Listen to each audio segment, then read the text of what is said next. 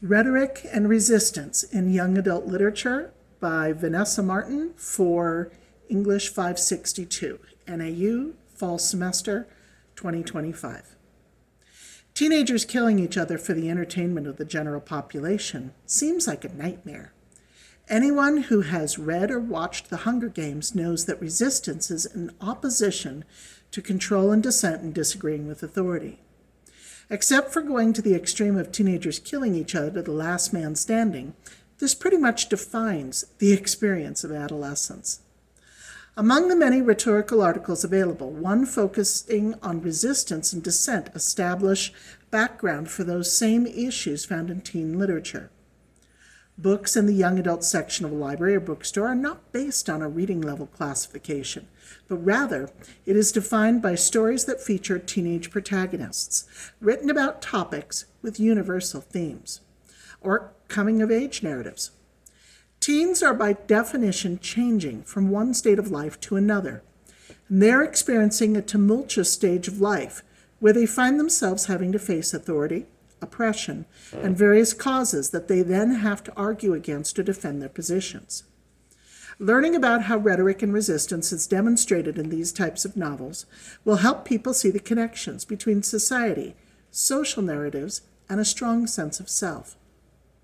Teenagers, both real and fictional, use rhetoric to enact resistance to defy their communities, fight social injustices, or refuse to accept the expectations of society, as it is shown in modern young adult literature. Now, at some point in their lives between the age of 13 and 20, most young people go through some form of rebellion against their family or community. Most often, it is small things, like sneaking out to a party that parents have denied to them, or having relationships that are not approved or healthy. However, it can lead to extreme rebellion if the adolescent feels like their community holds very different personal values than they do. Teenagers will, at one time or another in their adolescent years, make rhetorical claims about why they should or should not do or experience things that their parents disagree with. Chaim Perelman states in The Social Context of Argumentation an observation about models for young people in that, quote, every society possesses institutions and provides for ceremonies promoting common social feeling, the cult of the heroes and sages who constitute the acknowledged models of the transmission of approved values by means of the education of children and adults, close quote. His stance and argumentation is that it should sometimes be banned or regulated by people who hold authority in society. This type of limiting of freedoms and personal expression can lead to hostile reactions in teenagers. Sometimes communities are deliberately oppressive toward young adults, and there are societies that deny young people education, freedom of movement or expression, or other rights that many take for granted. This is very true of some radical Islamic societies. The biography of Malala Yousafzai, titled I Am Malala, is about a girl from Pakistan who stood up for education and free speech when it was denied to her.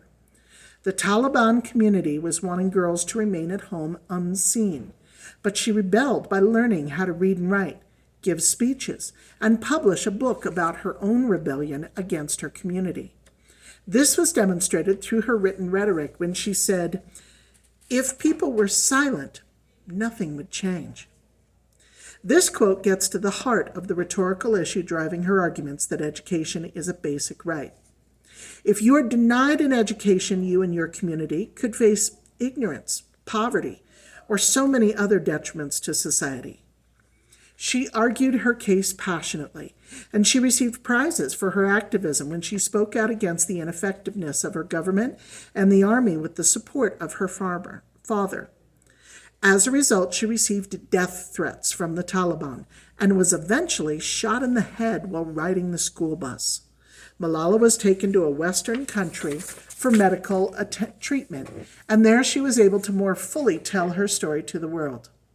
This biography refutes the philosophy of inaction and calls individuals to speak out and change the world they live in if that community needs to be changed. Her example shows other teens fighting back against injustice is worth it all. Opposition and struggle are also evident in other writings, such as the article by Phaedra Pazzullo and Ted Strifus, Resistance, Taking a Stand, Struggling to Matter, where the authors state that you have to command the strategies of argument in teaching, as well as community assent and dissent. Education of teenagers can often be challenging when the teenagers in question are constantly challenging your authority in the classroom. They can harass a teacher they do not like or get along with, stand up to directions that they feel should not apply to them, and sometimes just cause disruptions or to draw attention to themselves. There are other times a young adult's community is difficult to define, and loyalties to different groups can be challenged by extraordinary circumstances. Nancy Struveyer said that rhetorical inquiry has to identify the beliefs and habits of action of a community in its effort to preserve and extend its identity. Adolescents are all about finding their identity and trying to figure out what they want to do with their lives. They can show resistance to well-meaning adults that are trying to give them direction, fight conformity and not wanting to do what their parents want them to do, and argue against perceived injustices. All of these sources point back to the theme of resistance, and this reasoning in support of dissent is prevalent in many examples of young adult literature. There are many examples of social injustice, and the most common in American young adult literature is probably civil rights and the inhumane treatment of black teenagers. The treatment varies from being insulted in public places, not getting the same rights as others based on skin color, and even the extreme of being arrested or shot because the black kid was clearly the one that committed the crime. An anonymous ancient Greek rhetorician wrote in Dissoi Logoi about just and unjust circumstances when he said, "So it is already clear that it is just to tell lies and to deceive one's parents, and for that matter to steal the property of one's friends and use violence on those whom one holds very dear."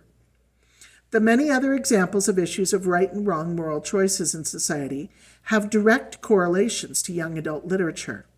In the often banned novel, The Hate You Give by Angie Thomas, there are some startling similarities to the examples in Dissoi Logoi, such as the right and wrong of stealing, breaking and entering, oath-breaking, and doing things that are seen by society as wrong.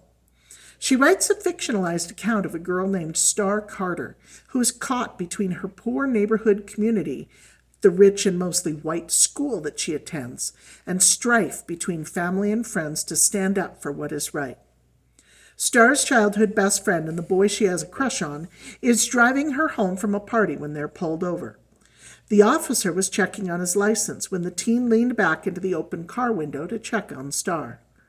The police officer assumed that the teen was leaning back into the car to get a gun, and the officer shot him 3 times and killed him.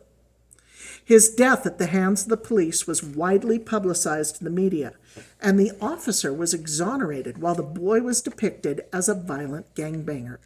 She struggled with keeping quiet and speaking up to defend her friend, while her neighborhood erupts into riots over the incident. Violence is an inescapable part of some societies, but it is much harder when the death is perpetuated by people in authority, and the wrongness of this murder is not prosecuted fairly. Speaking up for what is right can be a hard thing for teenagers to do. Right and wrong become very gray areas, and this murkiness leads to classic examples of unjust circumstances. The expectations of society in young adult literature can take many forms. Most dystopian novels have some variation of this theme, and Scythe by Neil Shusterman is one that demonstrates rhetorical resistance against the choices of mankind.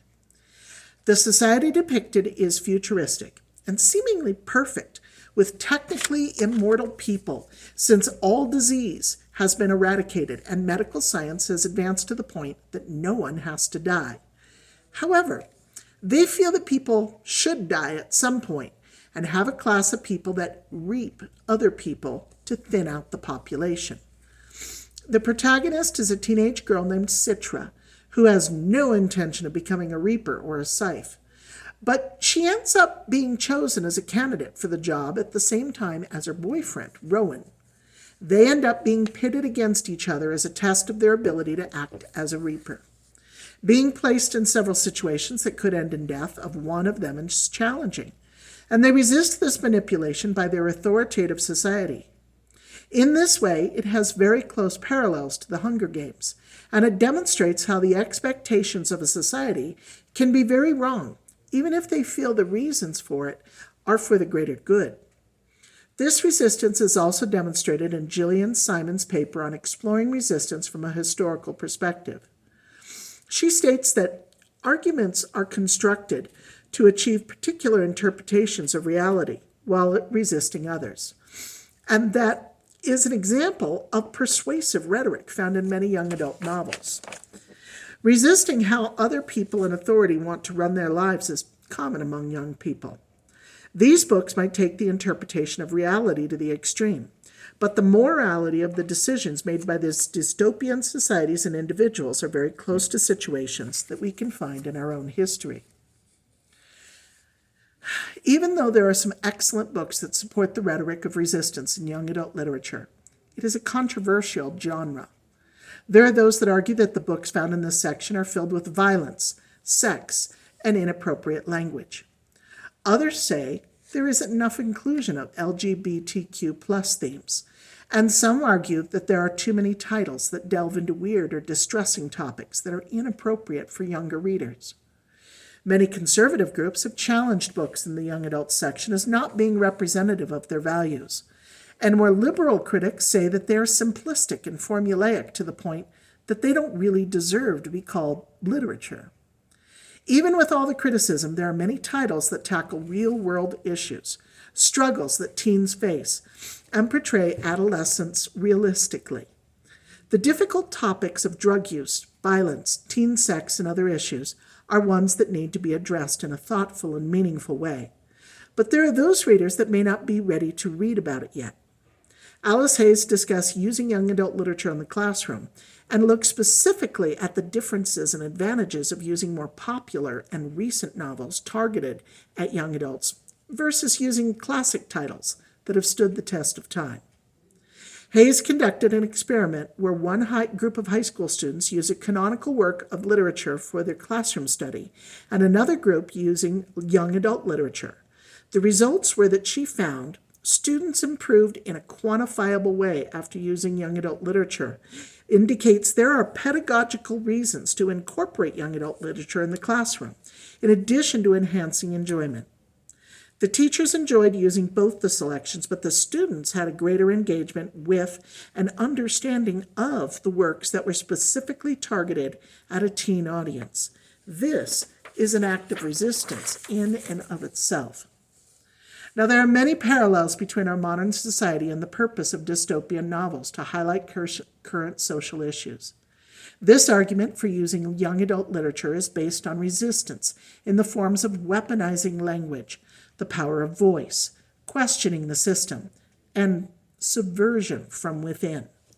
These types of resistance fit in well with the rhetorical tools for resistance: performative resistance, such as public demonstrations; linguistic and narrative strategies like shocking language or racially specific terminology; rhetorical adaptation and strategy that shape identities for groups in order to legitimize their arguments; and context-specific tactics like rejecting negative language and using metaphors.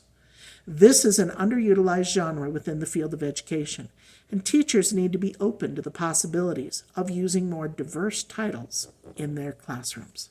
Thank you.